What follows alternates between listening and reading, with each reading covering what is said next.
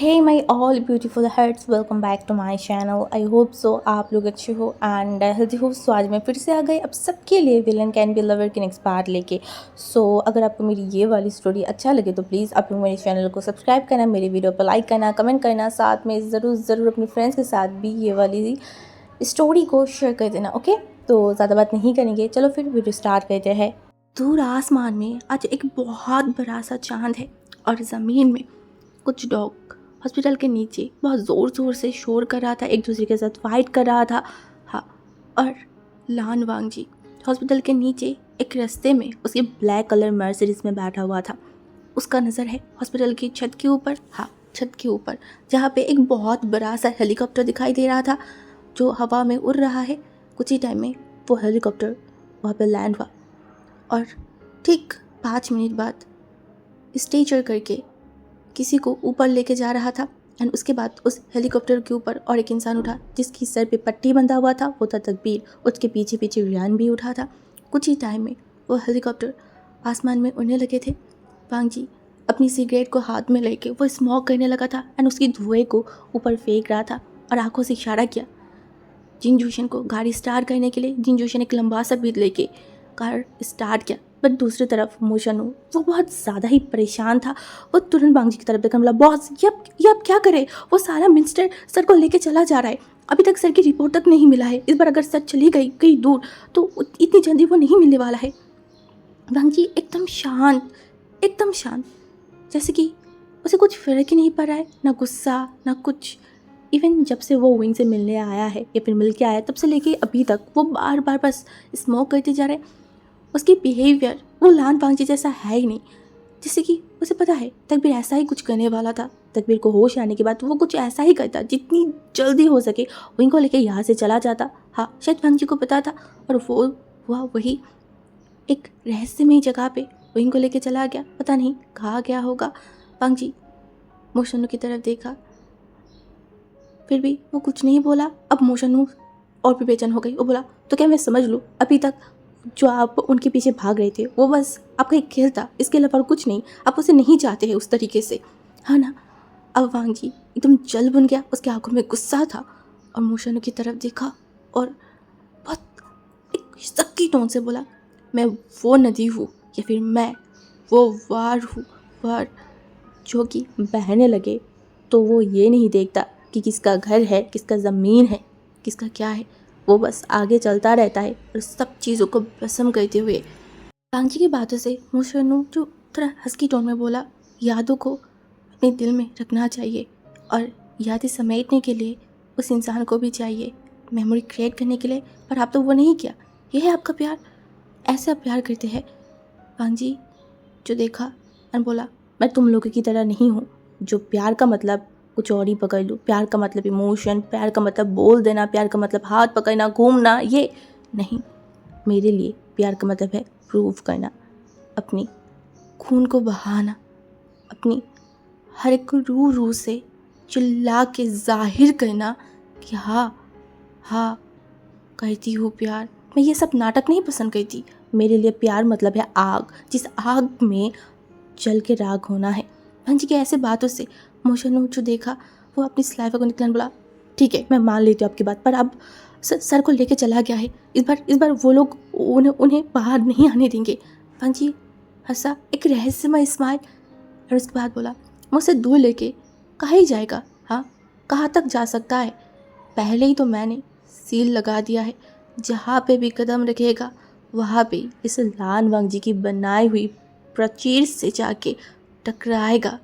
वांग जी के फेस पे एक विनर वाली स्माइल था, जैसे कि वो एक बहुत बड़ा सा युद्ध को कंप्लीट किया है.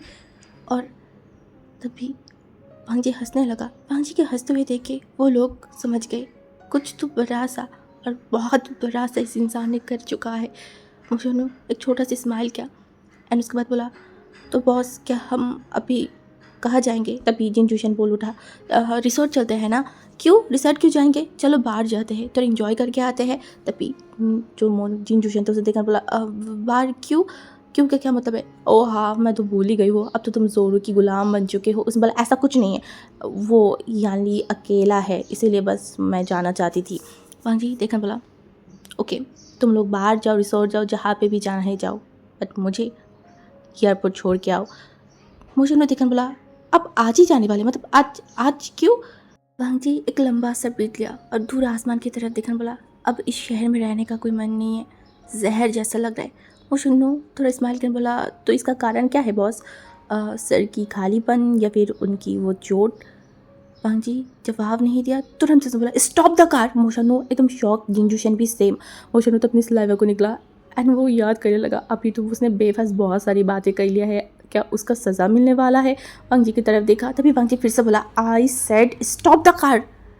वांग जी की इतनी ज़ोर से चिल्लाने से ही अब जिंजूशन ब्रेक लगाई, दोनों ही एक दूसरे की तरफ देख रहा था।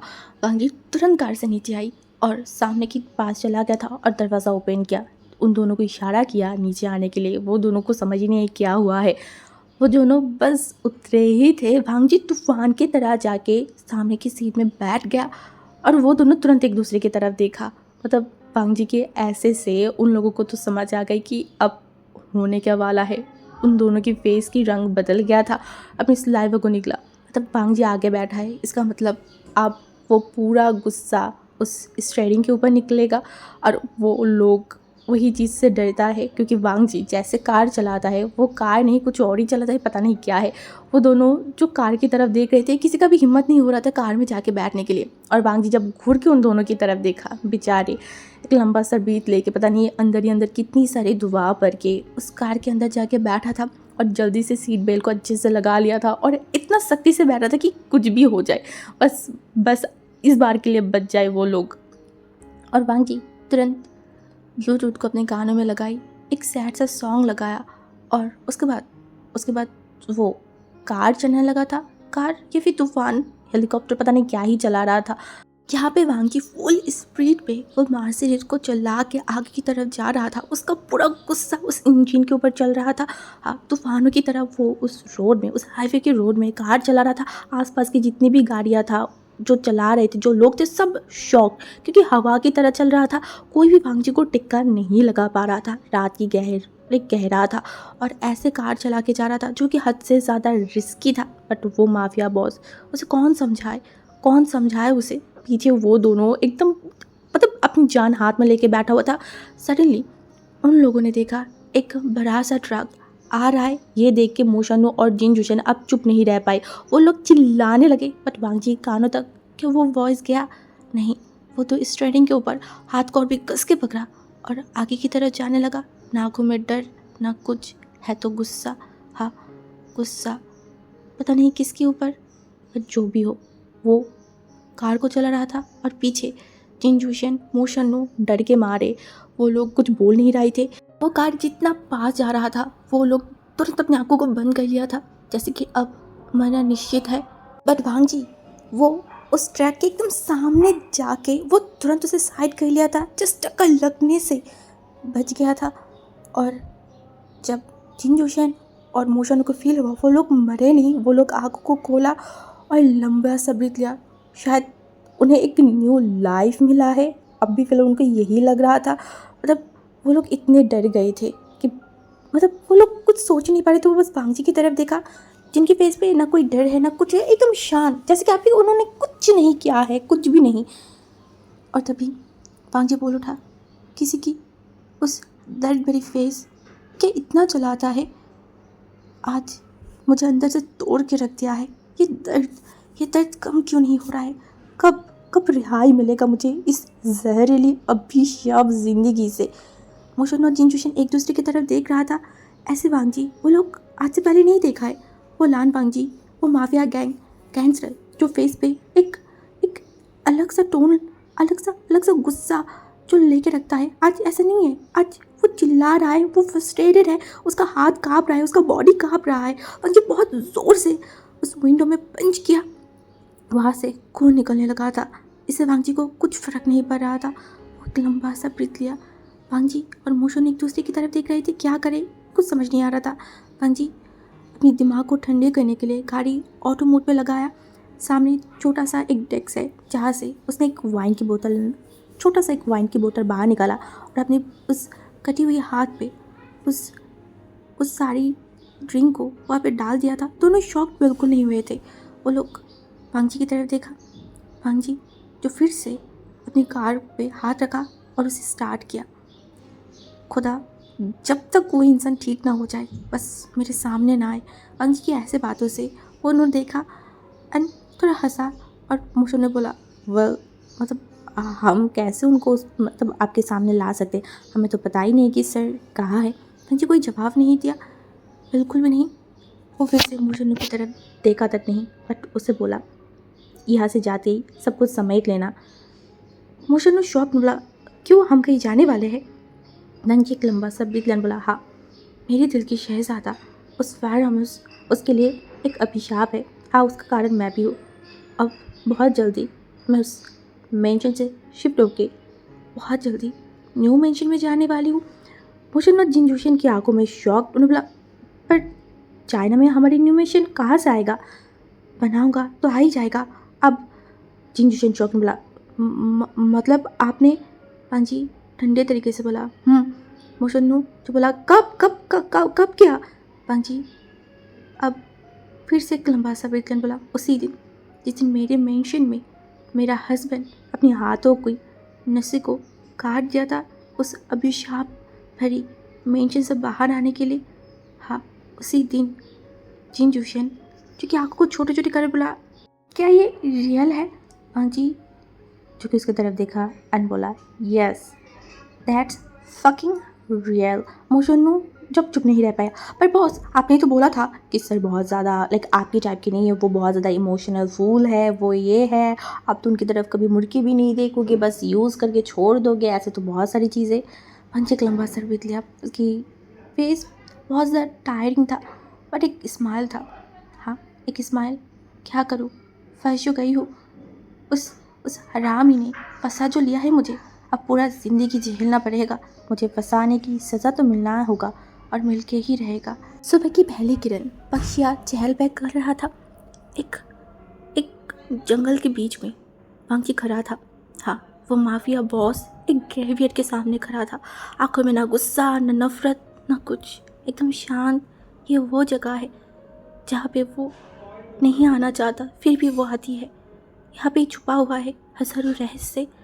यहाँ से ही वो बना था लान वांग जी। यहाँ से उसका नाम रीत से चेंज होकर कुछ और बन गई। हाँ, यहाँ पे एक इंसान सोया हुआ है जिसके साथ जुड़ा हुआ है हजारों चीज़ें, हजारों इमोशन। जैसा बोलना था वैसा काम। आज सुबह सुबह ही वांग जी शंघाई आ गया था, सॉरी बीजिंग आ गया था, साथ में मोशनो भी आया था। बट इस जगह पे ये जगह पे वांग जी ने उसे नहीं लाया।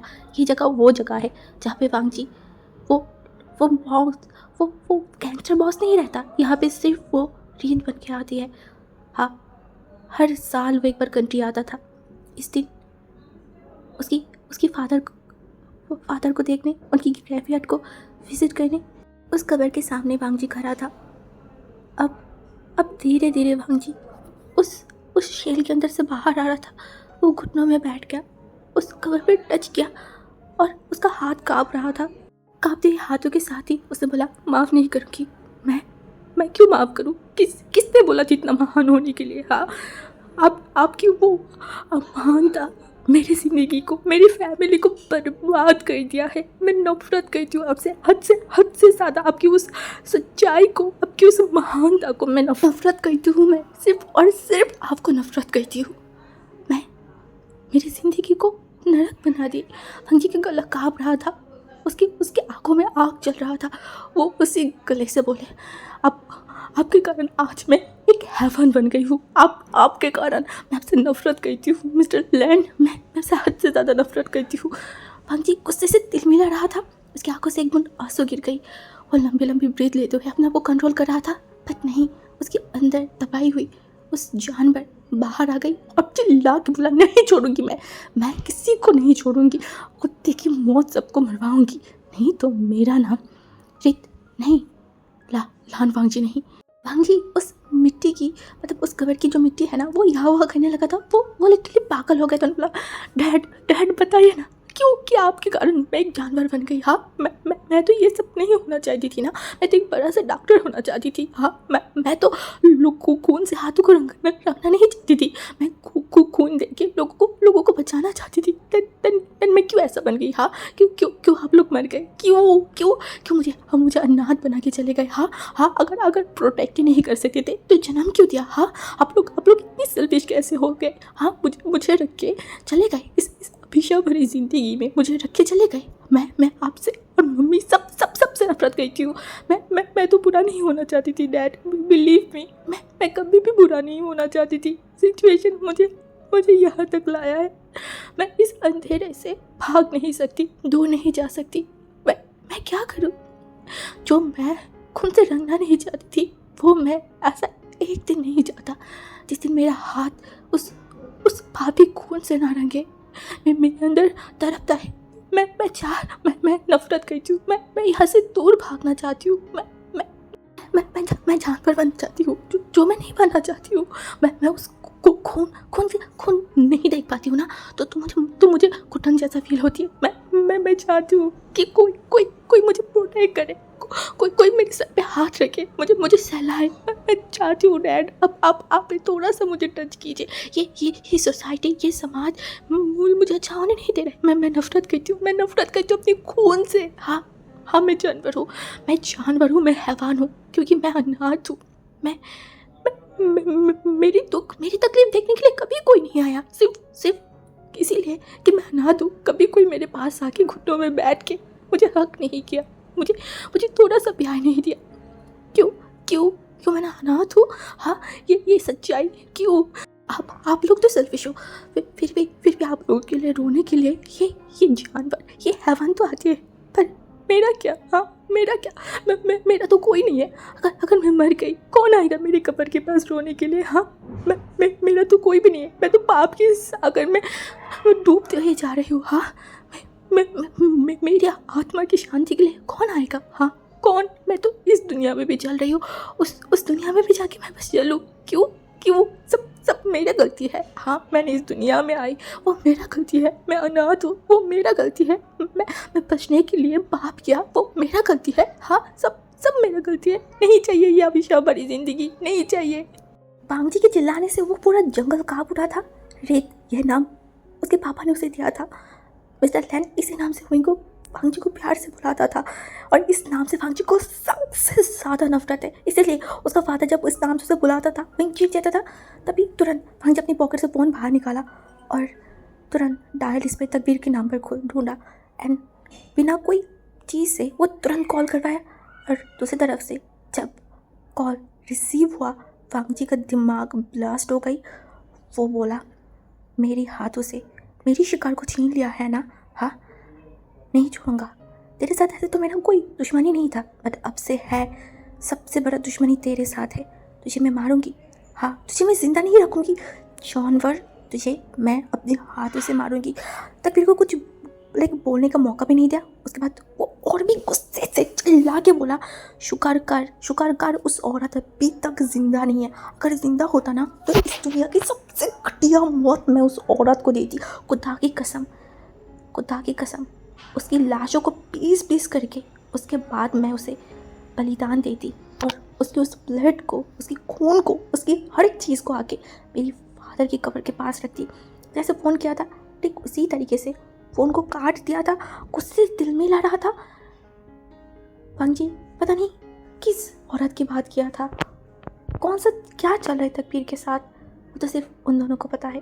पर जो भी चल रहा है वो बहुत गहरी तरीके से है। भांगजी लंबी कदम लेते हुए चला गया वहाँ से। एक बार मुड़ के भी अपने उस फादर की तरफ नहीं देखा था। क्यों देखेगा? हाँ, किसने बोला था इतना महान होने के लिए? जिस महानता के कारण आज भांगजी जानवर बन गया है, उस महानता भार में जाए। लिटिल हाउस नाम के एक फाउंडेशन, हाँ, जो कि एरिकुस और उसकी टीम के साथ उस फाउंडेशन के सामने खड़ा हुआ था। उस फाउंडेशन की तरफ वो देख रहा था। धीरे से अपनी सनग्लास को खोला और उस फाउंडेशन की तरफ देखा। 3 माले की एक फाउंडेशन है, बहुत ओल्ड सा है, बट बाहर से एक बहुत ज़्यादा ही सुंदर सा लग रहा था। सुना है तकबीर की मम्मी के नाम से पहले ये फाउंडेशन को ओपन किया गया था। उसके बाद उसे चेंज करके लिटिल हाउस रखा गया। वो बहुत प्यार करता था अपनी मम्मी से, अपनी मम्मी के लिए पागल था। और उसके बाद एक दिन उसे पता चला उसके पास एक बहन आने वाला है, एक छोटा सा गुड़िया। उस दिन उसने इस फाउंडेशन का और एक नाम रखा, वो था लिटिल हाउस, उसकी उसकी बहन के लिए। तभी वो लोग आगे जाने वाले थे। उसकी टीम केक में मैंने बोला सॉरी सर, शायद शुगर नहीं मिला है। एरिक ने देखकर बोला क्यों? उसके साथ जो खड़ा था ना उसे बोला वो sir actually mister Kabir Dhawan इस फाउंडेशन को चला रहे थे, बट उसके बाद उन्होंने लाइक ये फाउंडेशन बहुत ज़्यादा ही पॉपुलर हो गए थे। यहाँ पे लाइक ओल्ड एज लोग रहते हैं एंड धीरे धीरे ये सबको पता चला एंड उसके बाद ये सरकारी नाम पे चला गया है। और मिस्टर तकबीर वो इतना ही ज़्यादा शरीफ है दुनिया की नज़र में कि जब मैंने सर्च वारंट चाहा तो किसी ने दिया ही नहीं। उनको लगता है कि तकबीर धवन कभी कोई बुरा काम कर ही नहीं सकता। एरिक की फेस सख्त हो गई, वो थोड़ा सा टेंस था एंड उसी तरीके से बोला अगर मैं गलत नहीं हूँ, रिकॉर्डिंग यहाँ से ही हो रहा है। अगर सब सही रहा और मैंने अगर सब अच्छे से ढूंढ लिया है तो बस अब बाकी है तो ये जगह, ये फाउंडेशन। तभी पीछे से उसकी तकवा बाहर आया बोला यस सर, आपने सही बोला है। अभी तक हमने हर एक चीज़ देख लिया है और लगता है रिकॉर्डिंग यहाँ से बाहर आ है। एक्चुअली पिछले 12 साल से इस आश्रम के आसपास से बहुत बच्चे मारे गए हैं और रीज़न पता चला तो छोटी मोटी कोई बीमारी, ये बिल्कुल भी नॉर्मल नहीं है। उसके बाद मैंने और भी जांच किया तो शहर की बहुत सारी रास्ते एंड बस्ती वहाँ से बहुत सारे बच्चे पागल गायब हुआ है। एंड उसके बाद ही शॉकिंग बात यह है कि आश्रम के भी बच्चे मारा जाते थे। हाँ, और एक बात अगर हम देखें तो वो बिल्कुल भी नॉर्मल नहीं है। एक छोटा सा आश्रम और वहाँ पे इतनी अच्छे तरीके से सिक्योरिटी गार्ड दिया गया है, लाइक इतना गार्ड, वो भी बाहर से बुलाया गया है और उनको पे करवा रहा है। ये इतने भी नॉर्मल नहीं है। तो आप बात करते करते लैपटॉप एरिक के सामने आगे कर दिया। लास्ट 10 साल की मिसिंग हर एक बच्चे की डिटेल्स था वहाँ पे। एरिक एक रहस्यमय स्माइल किया और ताकुआ की तरफ देखा एंड खुश मिजाज से ही बोला इसीलिए मैं ताकुआ तुम्हें बम बोलती हूँ। Really you are genius. ताकुआ बस हंसा एंड सडनली उन लोगों की नज़र गई एक बच्चे की तरफ। आई थिंक ये बच्चा इससे आश्रम की होगा, वो शायद कुछ काम के लिए बाहर गया था। तभी एरिक के दिमाग में एक अजीब सी सोच आई। वो तुरंत विक्टर की तरफ देखा एंड कुछ इशारा किया और विक्टर तुरंत अपने सर को नोट किया एंड वो बच्चे की तरफ दौड़ के चला गया था। एक्चुअली विक्टर बच्चों के साथ बहुत अच्छा है, वो जल्दी बच्चों के साथ घुल मिल जाता है। एंड ऐसे ही विक्टर वहाँ पे चला गया। कुछ टाइम बच्चे से बात करते करते वो बहुत ध्यान से बच्चे की पॉकेट में एक कार्ड डाल दिया था एंड उसके बाद बच्चे से बात किया। वो बच्चे हंसते हुए दौड़ के अंदर चला गया था और विक्टर काम ख़त्म करते वो सीधा जाके एरिक के सामने खड़ा हो गया था। वो पाँचों एक दूसरे की तरफ देखे एंड उसके बाद उस आश्रम की तरफ एंड दोनों ही एक साथ हंसे रहस्यमय। एंड एरिक ने बोला लेट्स गो गाइस, अब हम हमारी काम ऑफिस में बैठ के भी कर सकते। वेट, ऑफिसर ली मियाओ कहाँ है? तभी उनमें से एक ने बोलो रहा जितना मुझे पता है कि उन्हें कुछ इंपॉर्टेंट काम था इसलिए वो बाहर गया है। Lara baby please come back Italy. Hello Lara, सुन पा रहे हो? हाँ, मुझे पता है कि तुम जानबूझ के ऐसा बात कर रहे हो। Speak up my princess. Lara देखो लारा, मेरी सवर की बांध अगर टूट गई ना तो मैं ड्रैगन ग्रुप को बर्बाद कर दूंगी। लारा गुस्से में एक जेल के पास उसकी पेन को फेंक किया था। उसके बाल बिखरा हुआ है, वो उसी दिन की ब्राइडल गाउन पहना हुआ है। आज 2 दिन हो गए उस पार्टी के, अभी तक वो अपने कपड़ों को चेंज नहीं किया था। वो बहुत टायर्ड था। उस दिन जो पार्टी से आने के बाद वो दरवाज़ा बंद किया था, उसके बाद 2 दिन वो ना खाया ना पिया ना कुछ किया, एकदम सुन पड़ गया था। आज 2 दिन बाद जाके वो रूम से बाहर निकला था और आके अब एक पहाड़ के सामने बैठ गया है। आंखें एकदम खालीपन है। तभी उसने फील किया किसी ने उसके शोल्डर पे हाथ रखा है। लारा एक बार मुड़ के भी उसकी तरफ नहीं देखा था। उसकी आंखों में एक खालीपन था, एक उदासी था। ली मियाओ जो इरिटेटेड हो के लारा के पास जाके बैठ गई। देखो ठीक कहते कहते बोला टायर्ड हो या फिर हार गए हो? लारा जो कि चुप था, कुछ नहीं बोला। ली मियाओ फिर से बोला कुछ खाना है? इस बार लारा अपने आप को रोक नहीं पाया था। वो थोड़ा धीमे से बोला दूसरे ओमेगाओं की तरह मैं रो नहीं सकती तो क्या मुझे तकलीफ नहीं होता है? इतनी अपमान, इतनी गंदी गंदी बातें क्यों? मैं तो बस प्यार किया था। पर ली मियाओ एक लंबा सा ब्रीथ लिया और उसके बाद बोला प्यार ऐसी ही होती है, प्यार में थोड़ा सा तकलीफ झेलना पड़ेगा। अगर तकलीफ़ नहीं झेलोगे तो स्ट्रॉन्ग कैसे होगे और अपने प्यार को हासिल कैसे करोगे। लारा अपनी नोज़ को रब किया एंड उसके बाद बोला, प्यार में इतनी तकलीफ़ क्यों है, इतना दर्द क्यों है। प्यार में लोग क्या क्या कर लेते हैं, अपनी जान तक दे देता है और तुम थोड़ा दर्द नहीं झेल सकते। दर्द झेलोगे उसके बाद ही तो सुख मिलेगा ना। लारा शौक के पूछा, सच में। ली मियाओ सर को ऊपर नीचे हिलाया। लारा अपनी आंखों को आंखों की पानी को थोड़ा पोंछ रहा एंड तभी ली मियाओ बोल उठा, फ्रेंड बनोगी मेरी। लारा जब अपनी गंभीर टोन में बोला, you know I love him. उसमें क्या, तुम अपने प्यार के पीछे भागो और मैं अपनी प्यार को अपना फ्रेंड बना लूँ। लारा आंखों छोटी छोटी करके बोला, फ्लाइट करें मेरे साथ। सोच रहे हुए कि कोरिया चला जाऊँ, नॉर्थ कोरिया, वहाँ की बासिंदा बन जाऊँगा। क्यों, क्या करूँ, सच्चाई की दुनिया में कोई भाव ही नहीं, ऊपर से चाइना में तो बिल्कुल भी नहीं है। लारा जो उसकी तरफ देखा एंड बोला, टॉपिक चेंज करते, यहाँ पे क्या है। कुछ काम था केस रिलेटेड, इसीलिए। अच्छा तो फिर जाइए ना, मुजरिम को ढूंढिए, यहाँ पे क्या है।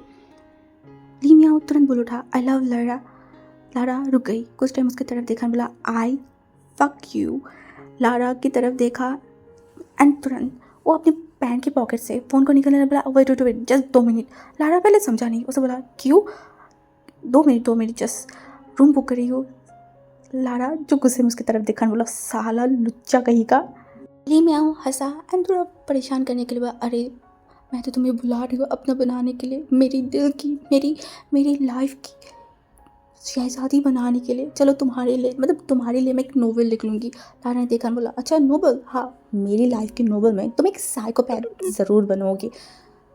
ली मियाँ देखा, बोला, अच्छा कोई बात नहीं, हर कोई अपने आशिक को हीरो बनाता है, मैं एक साइकोपैथी बन जाती हूँ, सबसे नफरत वाली कैरेक्टर। लारा चलना स्टार्ट किया और उसी तरीके से बोला, पब्लिक इतनी भी कोई बेवकूफ़ नहीं है कि तुम जैसे इंसान को खरीदेगा, और मैं लारा लॉस पोजिक पे कभी हाथ नहीं देती।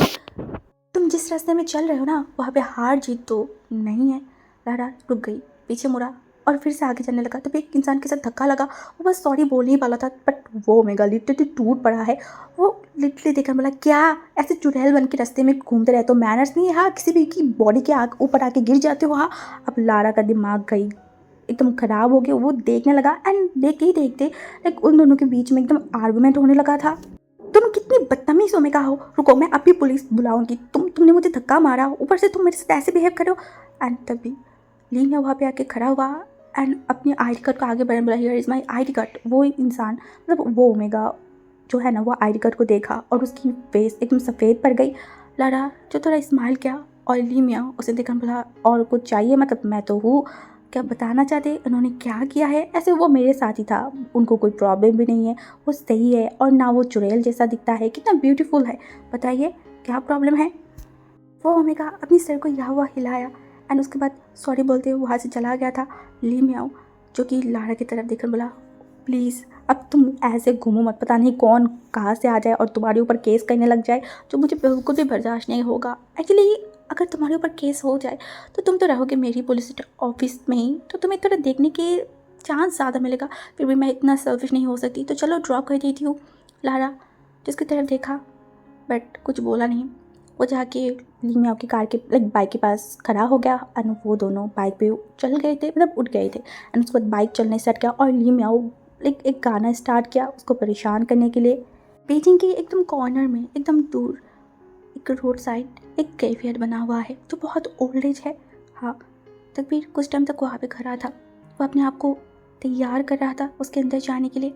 उसके बाद वो उस ग्रेवयार्ड के पास चला गया था और जाके एक बड़ा कब्र एंड उसके पास में एक छोटा सा कब्र के सामने रुक गया था।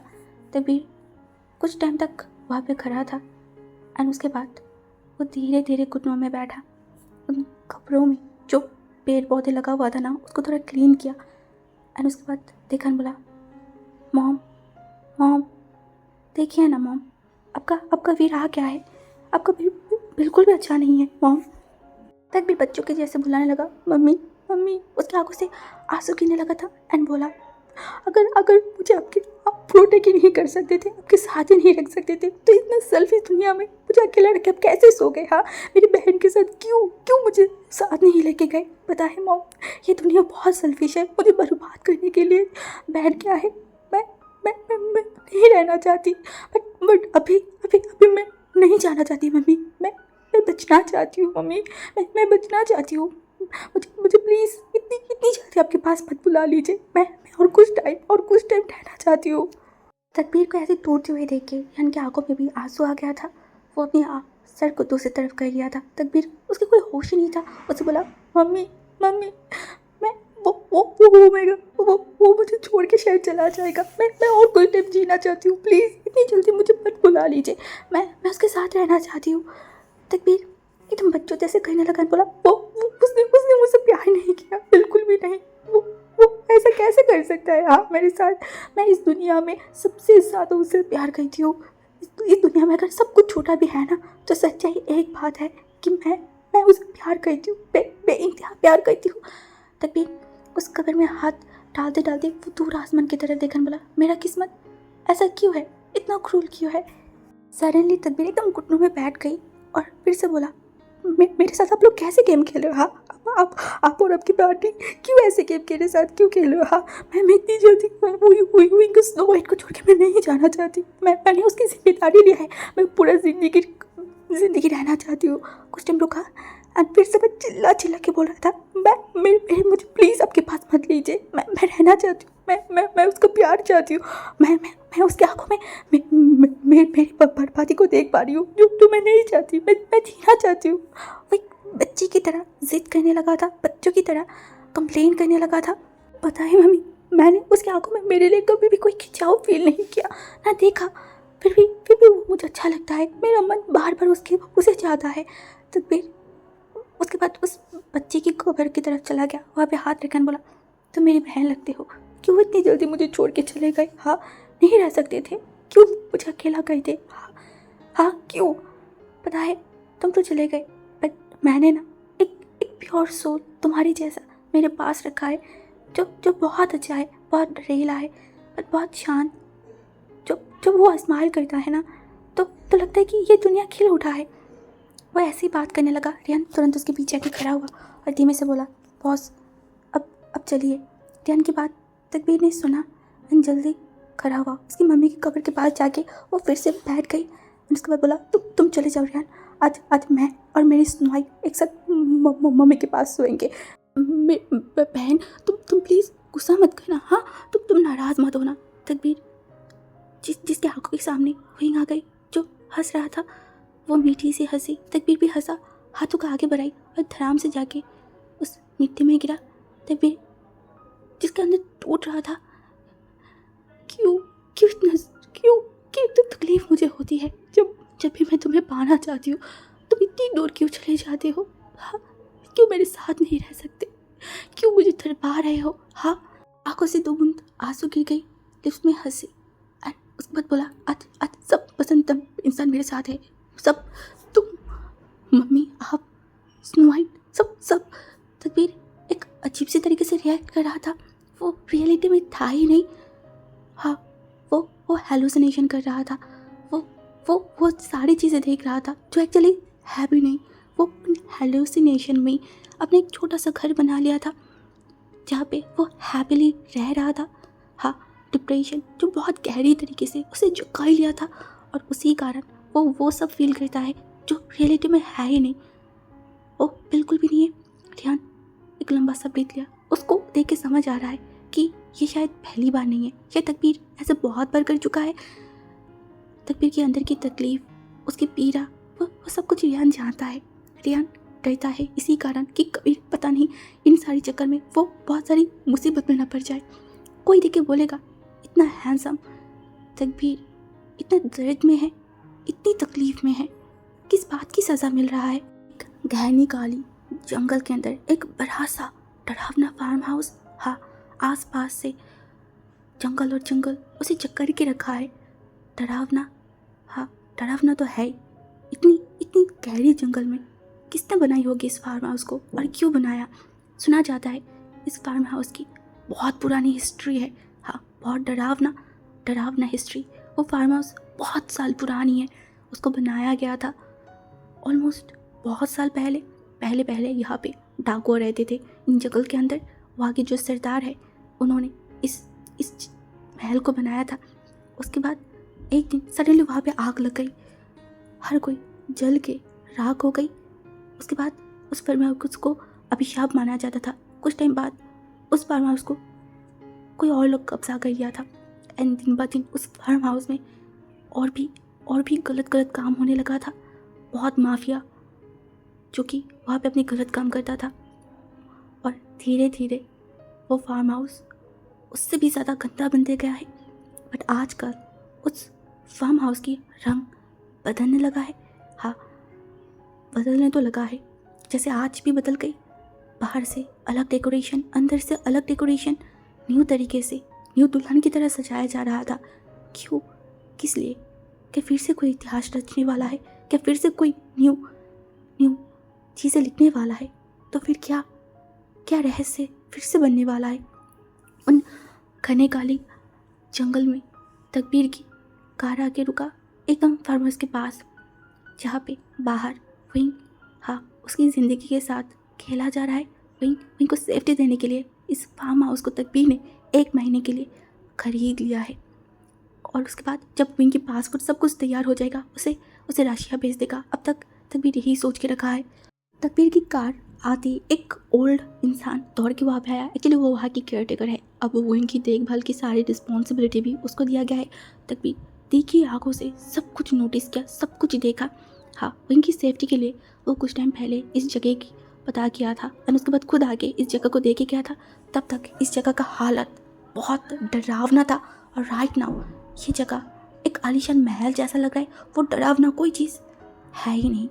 तकबीर तो ज़्यादा सोचा नहीं, एक लंबा सा ब्रीथ लेके वो विंग के बारे में सोचने लगा। बस एक बार विंग ठीक हो जाए और उसके बाद विंग को भेज देगा। और जब तक सिचुएशन नॉर्मल ना हो तब तक वो सिर्फ विंग के बारे में सोचेगा। तकबीर और रियान धीरे से विंग को व्हील चेयर के साथ कार से बाहर निकाला था। विंग का बॉडी में बहुत जगहों पे बैंडेज लगा हुआ है। विंग का फेस टायर्ड है। उसका वो सफ़ेद फेस अब एल पड़ गया है। उस दिन पैर के नीचे से पैर के ऊपर से गिरने के कारण उसका पैर बहुत गलत तरीके से जख्मी हुआ था। डॉक्टर ने बोल दिया था कुछ टाइम तक विंग को प्रॉपरली बेड रेस्ट चाहिए। वो तो गॉड की शुक्र है, इतनी भयानक तरीके से एक्सीडेंट के बाद भी विंग अभी भी सेफ है। हाँ, उसे बहुत ज़्यादा जख्म आया है बट होप किया जाता है वो जल्दी ठीक हो जाएगा। विंग शॉकिंगली और सरप्राइजिंगली उस जंगल को देख रहा था, उस रहस्यमय जंगल। हाँ, विंग देख रहा है, उसके दिमाग में बहुत सारी चीज़ें चल रहा था। तभी तकबीर उसके पास चुपचाप खड़ा था। विंग को देखा, अपने आप में वो बहुत ज़्यादा टायर्ड है, फ्रस्ट्रेटेड है, टूट गया है बट अंदर से वो है, बट बाहर से अब सारी सिचुएशन को उसे हैंडल तो करना पड़ेगा। वो देखा बोला, snow white butterfly, I know तुम्हें थोड़ा तकलीफ होगा, प्लीज़ तुम यहाँ पे कुछ टाइम रहो, मैं बहुत जल्दी आ जाऊँगी। विंग डर के मारे उसकी तरफ देखा बोला, मैं इस जंगल के बीच में सेवियर, मैं डर जाऊँगी, मैं यहाँ पे कैसे रहूँगी? हाँ, मैं नहीं रह सकती, डरो मत, कुछ दिन की बात है। ऊपर से देखो ये तो है ना तुम्हारी देखभाल करने के लिए। विंग तकबीर जहाँ पे इशारा किया वहाँ पे देखा तो वहाँ पे एक ओल्ड इंसान खड़ा था जो विंग को देख के स्माइल की। सो विंग और भी घबरा गया। वो था बटलर यांग। हाँ, विंग की देखभाल करने के लिए। विंग डर के मारे बोला, पर वो लोग अगर आपको तकलीफ पहुँचाए तो मेरा कुछ नहीं होगा।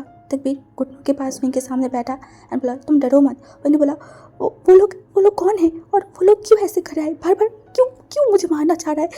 मैंने क्या बिगाड़ा है? शांत हो जाओ, कुछ नहीं होगा। पर वो लोग अगर आपको कुछ किया तो क्या होगा? मुझे कुछ नहीं होगा, तुम देखना, मैं सब कुछ संभाल लूँगी। नहीं प्लीज़ तुम मेरी बातों को समझो, एक बार मेरी बात को समझ लो। और क्या तुम मुझे एक बात की प्रॉमिस करोगे? मैंने बोला, कौन सी बात? कुछ भी हो जाए हमेशा मुझे बिलीव करना, मेरे ऊपर से कभी अपनी भरोसे को मत उठाना। वही थोड़ी स्माइल कर बोला, मैं आपको भरोसा करती हूँ। मेरे लाइफ में सबसे ज़्यादा भरोसे वाली जगह अगर कोई ले रखा है तो आप हो, मुझे पता है आप कभी गलत नहीं कर सकते। ओके बेस्टू, तकबीर ने हंसा एंड उसके बाद वहीं की तरफ देखकर बोला, शायद मैं हर टाइम यहाँ पे नहीं आ सकती, तुम टेंशन मत करो, वो लोग मुझे फॉलो तो कर रहा है बट कोई भी प्रॉब्लम हो, कुछ भी हो, तुम बस एक बार मुझे कॉल कर देना, ठीक है? और तुम यहाँ पे एकदम सेफ हो। विंग बस अपनी सिर को हिलाया और थोड़ा हेजिटेट करते हुए बोला, ये मतलब मेरा फ़ोन। तकबीर हसन बोला, सच में तुम्हें वो फ़ोन चाहिए?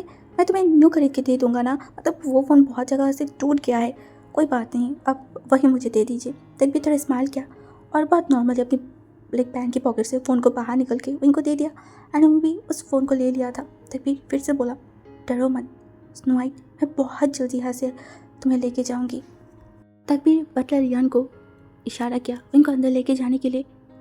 वो सर को हिला के उनके पास आई और उनकी व्हील चेयर को पकड़ के उनको अंदर लेके जा रहा था। वहीं एक बार अपनी सर को पीछे घुमा के देखा। तकबीर बस हंसा और सर को हिलाई एंड वहीं वहाँ से जाते ही रियान बोल उठा, आप सर को दूर क्यों कर रहे हैं?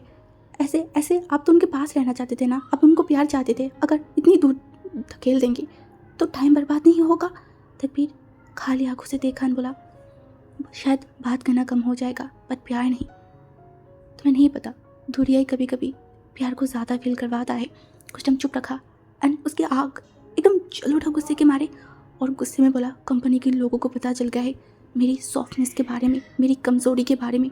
वो अब मेरे पास सेव नहीं है, इसीलिए मुझे इतनी कठिन एक डिसीजन लेना पड़ा। अब मैं सबके ब्लड से नहाऊंगी। रियान थोड़ा सा चुप रहा, बोला, एक बात बोलो क्या बॉस? बोलो। सच बात तो ये है कि आप सर की भरोसे के काबिल नहीं है। हाँ, बात कड़वी है पर सच्चाई यही है। इसीलिए शायद ऊपर वाले ने सर के मन में आपके लिए प्यार की फूल नहीं खिला है, क्योंकि वो जानता है लास्ट तक क्या होने वाला है। तकबीर तुरंत उसकी आंखों में एकदम गुस्सा आ गया, बोला, इसीलिए तो डिसीजन लिया था सब कुछ छोड़ने की कोशिश भी कर रही हूँ बट छोड़ नहीं पा रही हूँ। वो मेरा पीछा ही नहीं छोड़ रहा है। रियान चुप हो गया, बोला, पाप जब बहुत ज़्यादा बढ़ जाता है ना तो उसके बाद पाप भी पीछा नहीं छोड़ता, जैसे हमारी हुआ है। देखिए ना, हमने इतनी सारी पाप किया है। मैंने तो अपने ही भाई को, अपनी ही खून को मार दिया है सिर्फ पैसे की लालच में अंधे होके। तकबीर थोड़ा हंसन, बोला, तुम और मैं एक ही मिट्टी से बने हैं बट फिर भी हमारे बीच में डिफरेंस है, पता है क्या? रियान आंखों छोटी छोटी करके बोला, क्या? तुम पैसे के लिए पागल हो और मैं प्यार का भूखा। तकबीर की बातों से रियान ने सर को नोट किया एंड तकबीर ने बोला, प्यार में पड़ने के बाद समझ आई मैं कितना ज़्यादा बेहया हूँ। रियान सर को नोट किया। तकबीर तुरंत कार में बैठते बैठते बोला, जल्दी चलो, मेरी नहाने की टाइम हो गया है। वो घने से जंगल के एक ऊपर, सबसे ऊपर के पहाड़ में 3 जानवर खड़े थे। हाँ, वो दूर उस कार की तरफ देख रहा था। एक्चुअली तकबीर की कार उस फार्म हाउस से जाने के बाद वो नीले आंखें वाले वो इंसान जो कि सख्त होकर खड़ा हुआ, फेस पे एक हंसी। You are fucking welcome red, no one is enough for your expect me, now you are controlled by my parasite, my fucking dark red। बातें बोलते ही वांगजी लंबी लंबी कदम लेते हुए नीचे आ रहा था। उसके पीछे पीछे मोशनु और जिनजूशन। तकबीर हर टाइम वांगजी की शिकारी बन जाता है। वांगजी है गहरी जल की फिश। तकबीर कितना भी कोशिश कर ले बट वांगजी कहीं ना कहीं किसी न किसी तरीके से तकबीर की सोच और उसकी हर एक स्टेप को आगे ही पता कर लेते। जैसे कि तकबीर इस फार्म हाउस को बुक करने वाला है, उससे पहले ही वांगजी इस फार्म हाउस को बुक कर लिया था।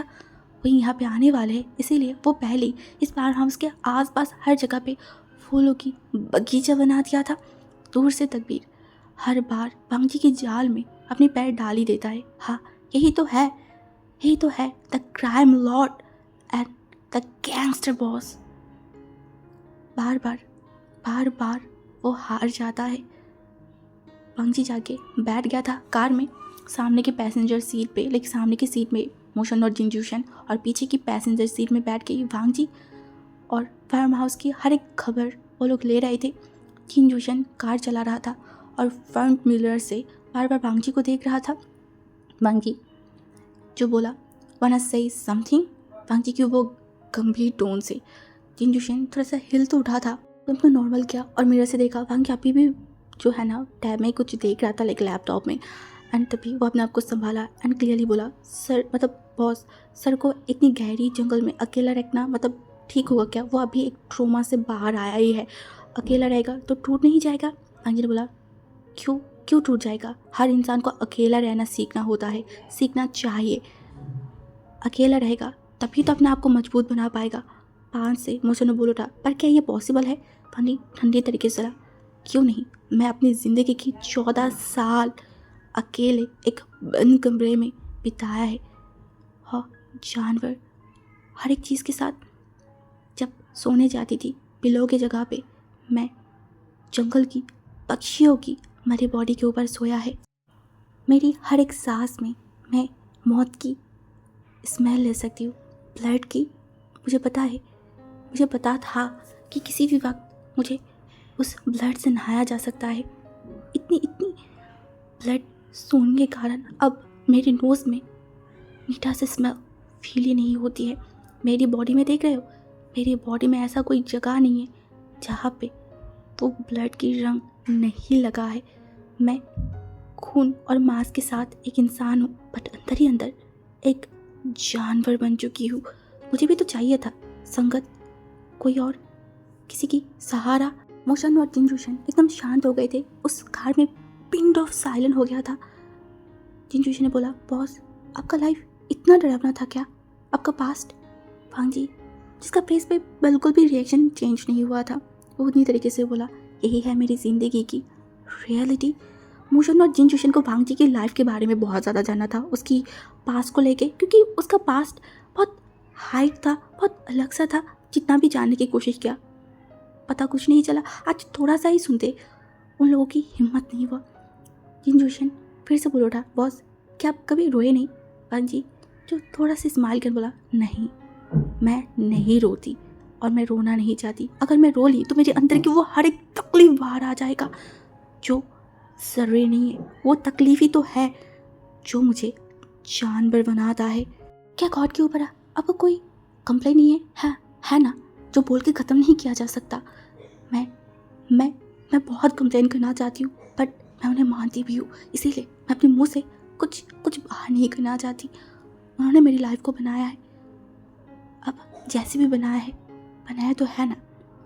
आंटी जो आज अलग ही था, वो पहली बार अपनी लाइफ के अपने बारे में कुछ बोल रहा था, और जितनी भी बार बोल रहा था उसकी आंखों में वो ज्वालामुखी जल रहा था, वो आगे जल रहा था गुस्से के मारे। वो कस के उस लैपटॉप को पकड़ के रखा था और गंभीर टोन में बोला, मैं बंद कमरे में बंद हूँ, जलते जलते राख बन गई हूँ। जो भी मेरे पास आएगा वो भस्म हो जाएगा। 8 साल मैं हैप्पीली जिया है और बाकी 23 साल से मैं जल रही हूँ हर बार, हर सेकंड।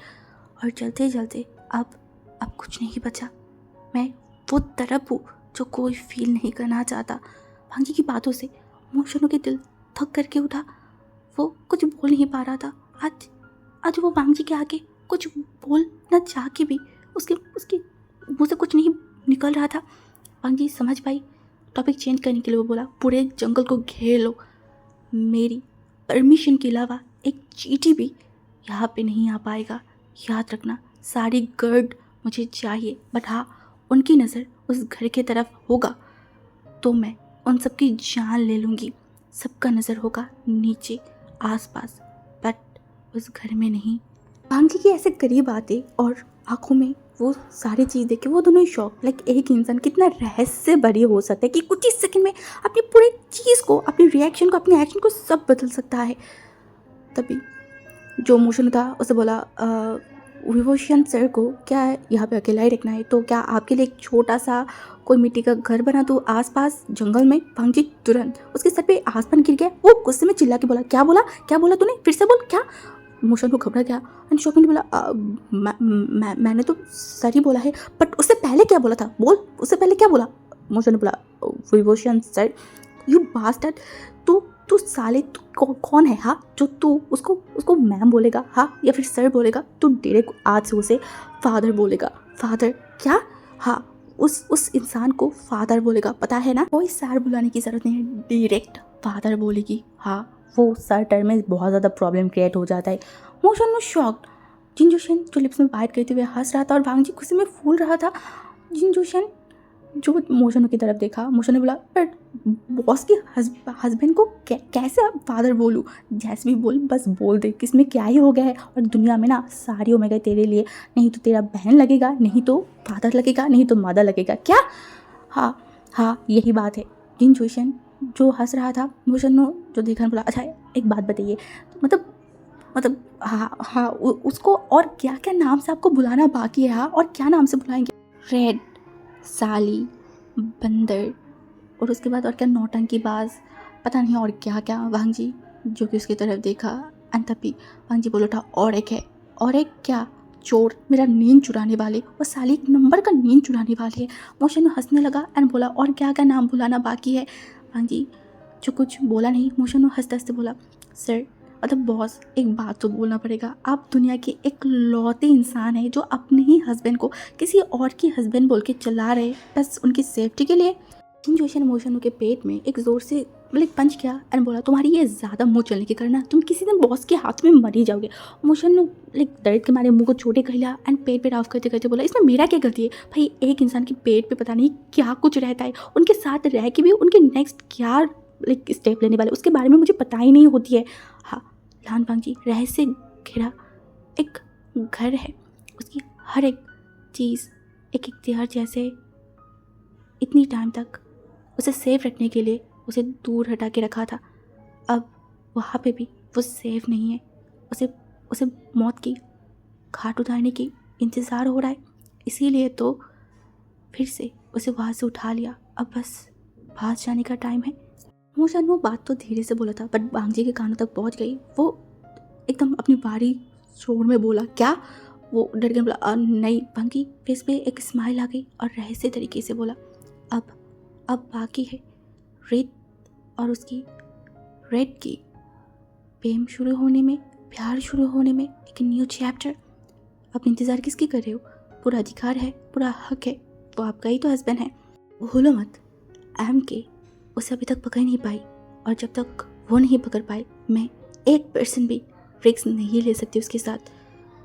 हाँ, आप जैसे बोल रहे हो कि सर इतनी आसानी से आपको मान ही लेगा, आपने जो किया है वो पाप है और कोई भी ओमेगा है वो इतनी आसानी से एक्सेप्ट नहीं करेगा। मोशनों की बात से वांग जी के अंदर रिग्रेट हुआ, पता नहीं क्या, बट उसका वो हैवानियत जाग उठा था। वो गुस्से में चिल्लाते हुए बोला, मैं कोई गलत या फिर मैं कोई गलती नहीं किया है, मैंने जानबूझ के किया है। चाहे नफरत ही करे, चाहे उसके अंदर जल जाए, चाहे कुछ भी हो जाए, मैं कुछ नहीं कर सकती। मैं ऐसे ही पाप की सागर में डूब रही हूँ। डर, मौत का डर ये लान वांग जी नहीं फील करता है। पर बॉस बस अब मैं इस टॉपिक को लेके और एक बात नहीं करना चाहती। वांग जी के इसे चिल्लाने से जिन जोशन चुप हो गया था और वांग जी जो कि उस तरफ देखा एंड फिर उसके बाद बोला, वो ट्रक ड्राइवर का क्या हालत है? वो हैवान जानवर मिला नहीं अभी तक।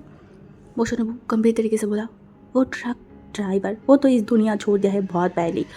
और रही बात इसके पीछे कौन कौन है, वो सब पता है। शायद उस मिनिस्टर ने पहले उन लोगों को उठा लिया है। हाँ, महीने की पंग जो निकल आया है, मना तो हो गई। जी की लास्ट बात की मीनिंग उन लोगों को समझ नहीं आई। एक्चुअली इतनी भारी चाइनीज़ वर्ड अभी तक वो लोग उतने अच्छे से कैच नहीं कर पा रहे थे। तभी भांग जी बहुत भावुक तरीके से बोला, अच्छा एक इंसान अगर कहीं खो जाए तो उन्हें ढूंढना कितना तकलीफदायक होती है। हाँ बताओ, अगर वो खुद से छुप जाए तो कितना टाइम लगता है। भांग जी के ऐसे टोन से मोशन ने भी उसी टोन में बोला, कोई अगर जानबूझ के छुप जाए तो उसे ढूंढ पाना मुश्किल है, बट अगर कोई खो जाए तो उतना भी टफ नहीं। Elisa Elisa Elisa ma'am China में है। एलिसा कौन? भांग जी जो मोशन की तरफ देखा बोला, रिस्पेक्ट, मेरी मदर इन लॉ लगता है। जिन जोशन हसन बोला, तो आपको पता कैसे चला? मुझे बहुत सारी चीज़ें पता है, फिर भी ऐसे बहुत सारी चीज़ें हैं जो मुझे नहीं पता। सच बहुत ज़्यादा ही मैं जान चुकी हूँ, बट अभी भी कुछ रह गया है। मैं पैर आगे नहीं बढ़ा पा रही हूँ क्योंकि वो लोग उन्हें तकलीफ़ देगा। इसीलिए एक बार बस सब सच जान लो, उसके बाद असली खेल शुरू होगा। अभी के लिए फ़िलहाल स्वाइट टीम को ही खेलने देती हूँ। पंग जी हंसा, उसकी वो रहस्यमय स्माइल देके मोशन जो कि आंखों को छोटे छोटे किया। अब वांग जी को परेशान करने के लिए वो थोड़ा खासा, उसके बाद बोला, मुझे लगता है कि आप सर को खुश करना चाहते हैं। आई थिंक आप आपकी सासू माँ को आपके हस्बैंड को गिफ्ट करके माफ़ी मांगना चाहते हैं। ये भी कोई निंजा टेक्निक है क्या? फक ऑफिस जाना है फास्ट। वो लिटिल हाउस, वो आश्रम जहाँ पे तकबीर ने अपने हाथों से बनाया है, वहाँ पे बहुत सारे बच्चे बड़े हो रहा है। तकबीर की कार वहाँ पे आते ही उस गार्ड के पास ब्लैक कपड़े हुए पहने हुए कुछ गार्ड आए। तकबीर एक कार्ड को बाहर निकाला। वो कार्ड स्कैन करने के बाद वो लोग हट गए थे। यहाँ पे कोई भी आए, कार्ड स्कैन करना पड़ेगा। तकबीर की कार उस चैरिटी के अंदर जाने लगा था, उस जगह पे, और तकबीर कार से उतरते ही सारे बच्चे मक्खी की तरह से एकदम पकड़ लिया था। तकबीर ने स्माइल किया, उन सबके हाथों में चॉकलेट दिया। उन सारे बच्चों को वहाँ पे रख के वो उस बड़े से जो आश्रम है उसके पीछे एक छुपी हुई रास्ता है, वहाँ पे जाने लगा। वहाँ से सीढ़ियों से वो नीचे जाने लगा। नीचे जाते ही फिर से उसे कार्ड देना पड़ा। उस कार्ड की स्कैन करते ही दरवाज़ा खुल गया था। वो दरवाज़ा खोलते ही एक ठिकाना नाम की बेसमेंट आ गई। हाँ, उस बड़ा सा आश्रम के नीचे एक बेसमेंट है जिसे बनाया गया है।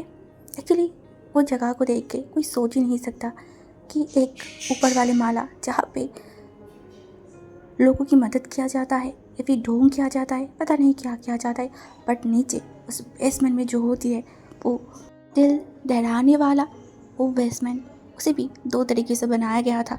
तकबीर 28 मार्च नाम की एक जगह की तरफ चला गया था। दरवाज़ा ओपन होते ही ठीक वो जो सिनारिया था वो किसी का भी दिल जला दे सकता था, क्योंकि दीवार में हर एक जगह पे ब्लड और उसके बाद बहुत सारी अजीब अजीब सी मशीन रखा हुआ था।